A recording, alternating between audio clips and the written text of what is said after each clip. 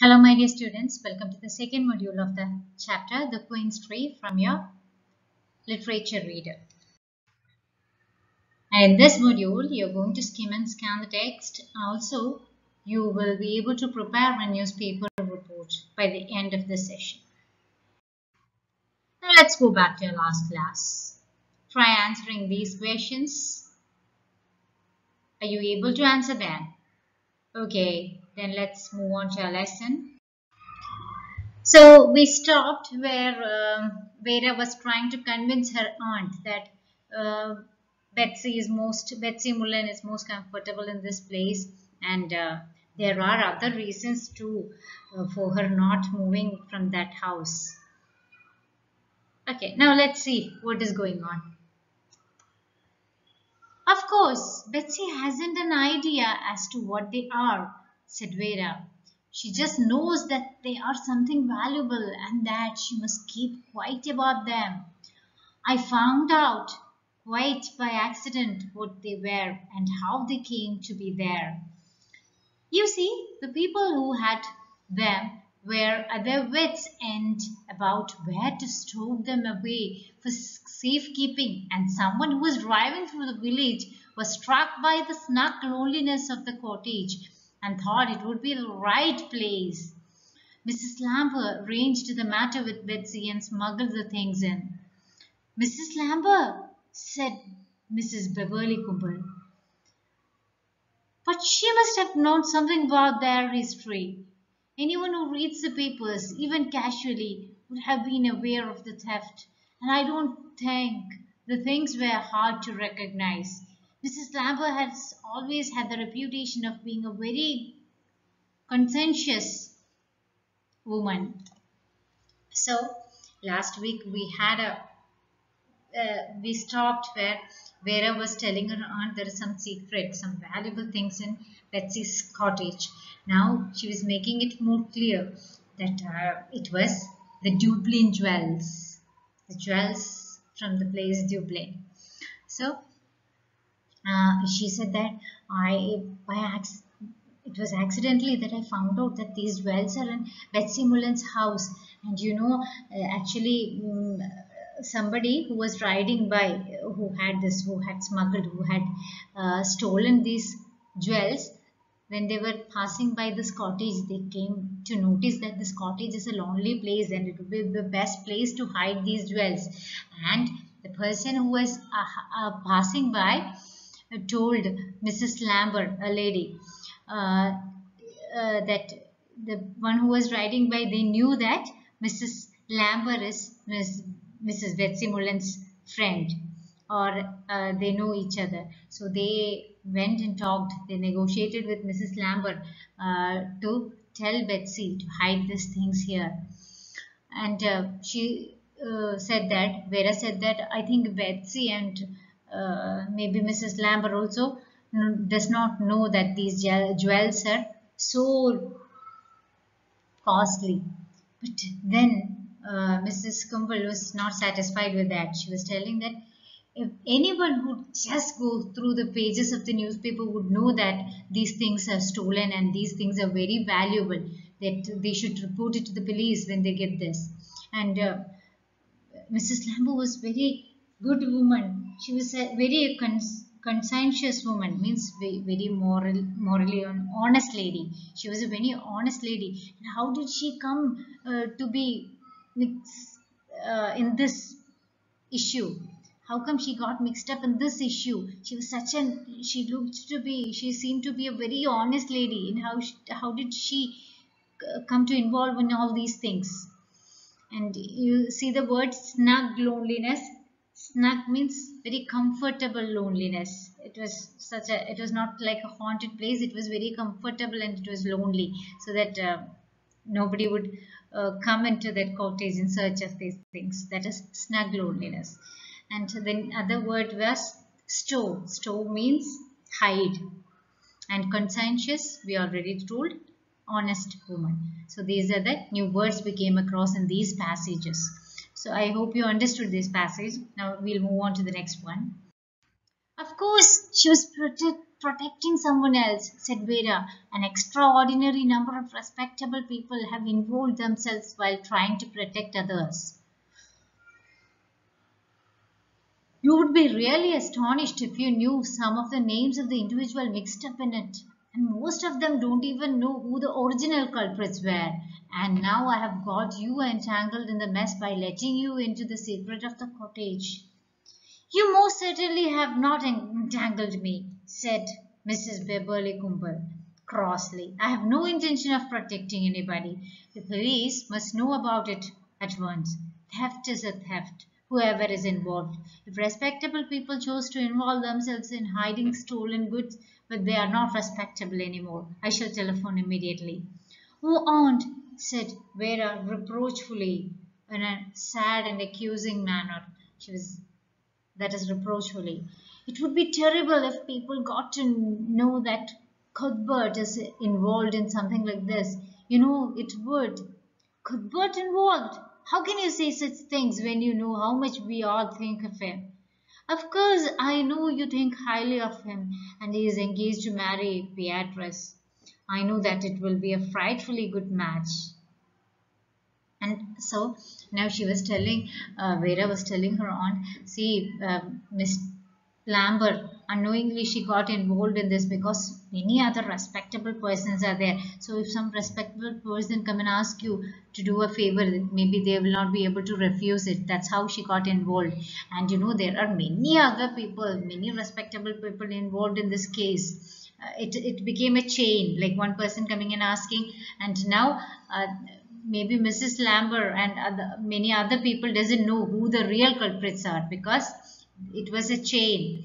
It was moving from one person to one person like that. So now many of the people doesn't know who were the on the top of this theft. So that's how Mrs. Lambert got involved in this. And where I was telling, now see, now you are also involved in this. Entangled in means caught in this. Entangled in this means. So now you are also involved in this, she told her aunt. So her aunt told, no, I'm not involved in this. I'm not going to protect anyone. I'm going to call the police. A theft is a theft. And if respectful people are there involved in such bad things, then they are no more respectable. They are not respectable people. Anyway, I'm going to call the police. And she was about to go, make the phone call.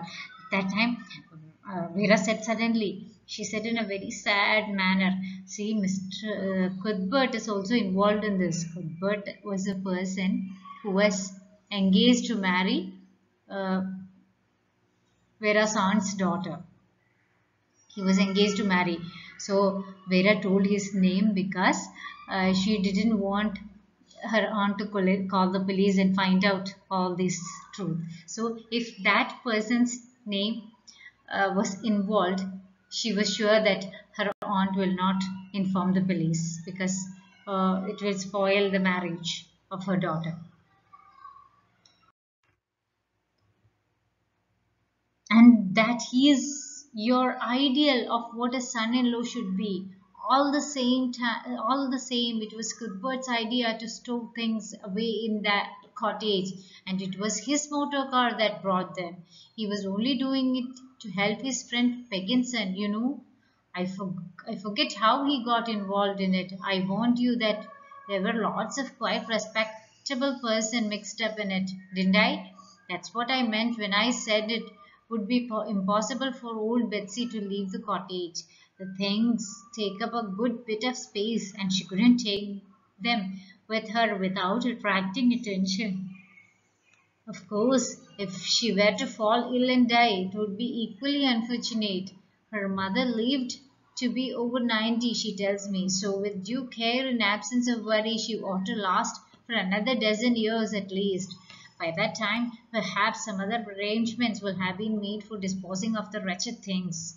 So she was telling, see, I know Mr. Cuthbert is very ideal son-in-law, and if you inform the police, and if he gets into the prison, it would spoil your daughter's marriage. You know how Cuthbert got involved in this? He was trying to help his friend Pegginson, and you know, so many people are involved in this. That's why I told Mrs. Betsy can't move from that cottage. If she is moving these things, it would attract other people's attention, and everyone will know that she has got this. So all these people would be imprisoned. So that's why she's not moving from the cottage. That's why I told she it is impossible for her to move from the cottage. And maybe if she die also, the same problem will arise. Everyone will come to know. So we have to take care of her. We have to take her. We should not give her any worry. Only if she is good at her health, she would live many more years, and so that the other people will have the time to move this thing from her house, this cottage, to somewhere else. So it is our duty to take care of her now. We should not provide her any worries. Her mother lived till 90, so if she is out of worry, she also might live until she is 90 years old. That is what Vera told. She was finding a means not to move Mrs. Betsy Mullen from the cottage.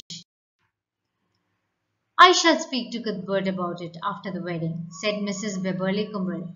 Later, while telling the story to her best girlfriend, Vera said, "The wedding isn't till next year, and meanwhile, old Betsy is living rent free with soup twice a week and my aunt's doctor to see her whenever she has a finger ache." "But how on earth did you get to know about it?" asked her girlfriend in admiration. "It was a mystery," said Vera. "Of course it was a mystery that baffled everybody. What beats me is how you found out." "Oh, about the jewels. I invented that part," explained Vera. "I mean, the mystery was where old Betsy's arrears of rent were to come from, and she would have hated leaving the jolly quince tree. Now, see, so Vera's aunt told her, "I'll speak about these things to my son-in-law after the wedding only. I'll speak it. Otherwise, something will happen for the wedding." So later, Vera, to her best friend, she was telling, "See, the wedding isn't there till next year. So 1 year, Mrs. Betsy Mullen can live for rent free, and she's getting soup twice a week. And her aunt's doctor would come and see her whenever, even if she has got a finger ache. So aunt is taking care of her very much because she has to be tension free, and the aunt is paying all the rent also." But her friend was asking, "How did you know about all these secrets?" So Vera told, "It's a mystery." And her friend told, "Yeah, it's a mystery that brought everybody into trouble. And what troubles me is how you found out all those things." So Vera was telling about the jewels. "I invented that part." So she was cooking up stories. She was spinning the stories. And But the real mystery was where the old Betsy's arrears of rent would come from. And now the mystery is solved. The rent is coming. From where? From the aunt. And she would have hated leaving that place, that beautiful place. Now, with my story, she's able to live there peacefully with all the care. That was a wonderful story, isn't it? And she's such a good girl. She was too much taking care of other people. She was empathetic. Now these are the new words we came across. Just go through these words in your textbook. Now try answering these questions. We'll see whether you understood the text. This is think and answer. You have to do it yourself. Do you think it was wrong of Vera to play a prank on her aunt? Give reason to support your view. Do you think whether cooking like this kind of story is a good thing that Vera did? And if yes, you should give your answer. And even if it is no, you should give why it is not correct. Vera's story had the effect she wanted. How did she ensure that? Explain with examples from the text. So now you have to see Vera wanted Betsy not to leave the house, and how did she make sure that Betsy Mullen is not leaving the house, and give the examples. You can point out the examples from the text. Appreciating the text. Now try answering these questions too. This is your TMLA. You have to write 5 adjectives that describes Vera, and you have to write the reason why you give that adjective, that specific adjective to describe Vera. What was the reason? And also another TMLA is vocabulary section in page number 36 of your literature reader. That is, some words are underlined in your textbook. Some words are underlined. You have to find the synonyms of those words, meanings of those words, and rewrite these sentences with those meanings. The same sentences you can rewrite, but instead of the underlined sentences, you have to write the meaning of those words, synonyms of those words. This is the writing section now. Imagine that you are a journalist and write a newspaper report on the jewels being discovered by the police in Betsy Mullen's cottage. The report should add to the points mentioned by Vera. Give a title and a byline. So now you have to prepare a newspaper report on Vera's story. So you have to add all those points, which all people were involved, how this jewels came into this house, all these things. With all these things, you have to write a newspaper report. So let's see how to write a newspaper report. The newspaper report writing format. The newspaper report should have all these parts. The headline. The headline is the most important part of the report, the topic of the subject of the news. Then there should be a byline. The byline is nothing but the name of the author or the reporter who is filing the report. You can write maybe staff reporter or your name itself, like that. The byline is the name of the reporter. And then the place and date should be mentioned. First you write the place and then the date. Then you should give an introduction to what is happening, what is the report about, and then there should be the main contents, all these things, and conclusion. You should conclude where it is at present, what is the position of the report, what is the position of the case. That's how you have to conclude. This is the newspaper writing format, report writing format. Try writing this. I'll provide the answer key later on. That's all for today. Thank you. Take care. Bye-bye.